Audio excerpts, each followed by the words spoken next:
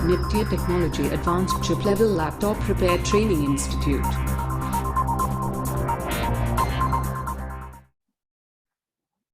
हम लोग आज देख लेते हैं एलडीओ के डिस्ट्रीब्यूशन। ठीक है, तो एलडीओ मिनिमम कहाँ कहाँ जाता है ये बता सकते हैं आप लोग? एलडीओ मिनिमम कहाँ कहाँ जाता है? यस आयो sir. RTC, battery connector, BIOS string. कहाँ कहाँ जाती है? बोलिए विकास जी। आरटीसी पर आरटीसी सेक्शन में जाती है। आरटीसी सेक्शन में कितने पिनों पे जाती है? उसका वो डायोड का एक पिन पर आता है। वो तो ठीक है, वो तो डायोड से ये हो गया, चेंज हो गया। उसके बाद आरटीसी, उसके बाद आरटीसी वीसीसी बन के वही जाता है आगे। यही एलडीओ आपको आरटीसी वीसीसी बन जाए। और वो आरएसटी, और फिर जाएगा बैटरी कनेक्टर पर। पहला यही एलडीओ जो बनेगा आपको, नहीं आरटीसी बोल रहे तो फिर आरटीसी का पूरा बोलिए। अच्छा, हाँ एक बन जाएगा आरटीसी वीसीसी, हाँ। और second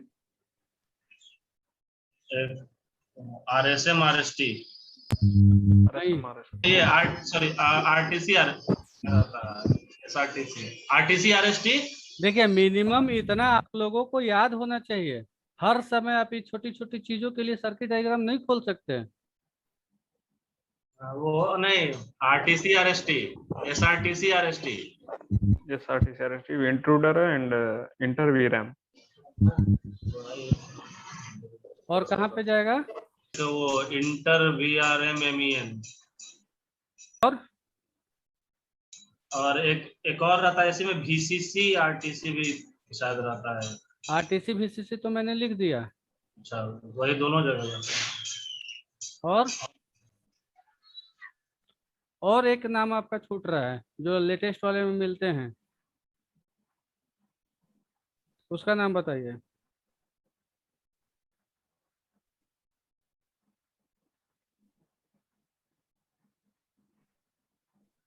deep sleep well,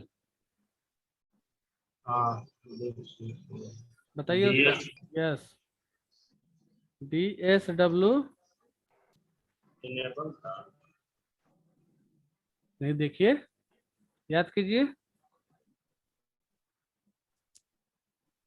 enable EN था शायद, DSW EN, DIP switch enable. देख लीजिए ना, लिखा हुआ तो है ही आपके पास। हाँ, मतलब एलडीओ आपका आरटीसी सेक्शन को व्यक्त में काम करने के लिए 1 2 3 4 5 6 मिनिमम 6 जगह पे जाते हैं। अगर कभी भी आपको कोई बंदा बोले या कभी भी कहीं पे प्रॉब्लम है कि आपको आरटीसी सेक्शन चेक करना है, तो कम से कम इतनी जगह पे आपको सप्लाई चेक करना मैंडेटरी है। इसके आगे और भी जा सकते हैं, वो डिपेंड करता है सर्किट के ऊपर, लेकिन कम से कम इतना नाम आपको याद करके रखना है मिनिमम, कि इतना नाम को आपको टेस्ट करना ही करना है। उसके बाद एलडीओ और कहाँ जाता है सेकेंड स्टेप में? Battery connector. उसके बाद जाता है battery, battery connector. Battery connector पे क्या नाम से जाता है? SMB data, SMB clock. SMB, SMB data और एसएमबी क्लॉक। SMB clock. ठीक है, बैटरी कनेक्टर पे भी मिनिमम 2 पॉइंट पे आपको एलडीओ की सप्लाई चेक करना है, जो कि मिलना चाहिए। लेकिन वहाँ पे चेक करा, अगर वो बैटरी कनेक्टर पे भी अगर आपको बन जा रही है 3.3 वोल्ट, तो आप इससे अंदाजा लगा सकते हैं कि कम से कम आपका एलडीओ बन रहा है। उसके बाद और कहाँ जाता है? एसआईओ पर, एसआईओ पर भी जाता है। एसआईओ पे क्या नाम से जाता है? वीसीसी भी जा सकता है। हाँ, एसआईओ पे तो मान लीजिए मिनिमम, यहाँ तो लिख दीजिए एसआईओ। यहाँ पे तो हो गया, कम से कम एक तो वीसीसी जाएगा, एसआईओ का वीसीसी पे जाएगा। वो 4 5 पिन होती है, 4 से 5 पिनों पे जाती है। 4 से 5 पिन पे जाती है। नंबर आपको इसको ये नंबर मत समझ लीजिएगा कि 4 नंबर 5 नंबर, मतलब 4-5 पिनों पे जाती है। इसको हटा ही देते हैं। 4-5 कर दीजिए, 4 से 5 हो जाएगा। ठीक है, VCC। उसके बाद एलडीओ का और कहाँ पे इस्तेमाल किया गया है? और जगह में भी ये पावर के लिए जाता है, इनेबल सिग्नल का भी काम करता है। हाँ, तो उसको भी बताना है। एक VCC, एक AVCC में, और कहाँ पे जाएगा? इनेबल के लिए भी आता है, ईसी ऑन नहीं, WRST या EC रीसेट। हाँ ईसी रीसेट आएगा। और क्या जाता है? एलडीओ को हम लोगों ने कम से कम 5-6 दिन से एलडीओ पढ़ रहे हैं, एलडीओ का डिस्ट्रीब्यूशन। अब 5-6 दिन में भी अगर आप याद नहीं रख सकते तो दिक्कत वाली बात है। Yes sir. NBSW। एक थर्मल का मिल जाएगा,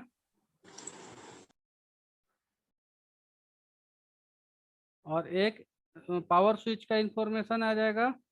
GPIO मिल जाएगा। सर लीड स्विच भी इधर ही आएगा ना? यस यस, एक आएगा लीड स्विच। ये जो है थर्मल सेक्शन में जाएगा। इसमें HP वाले थर्मल मॉनिटर के नाम से पुकारते हैं इसको। PSL इन मतलब नोटबुक स्विच इन।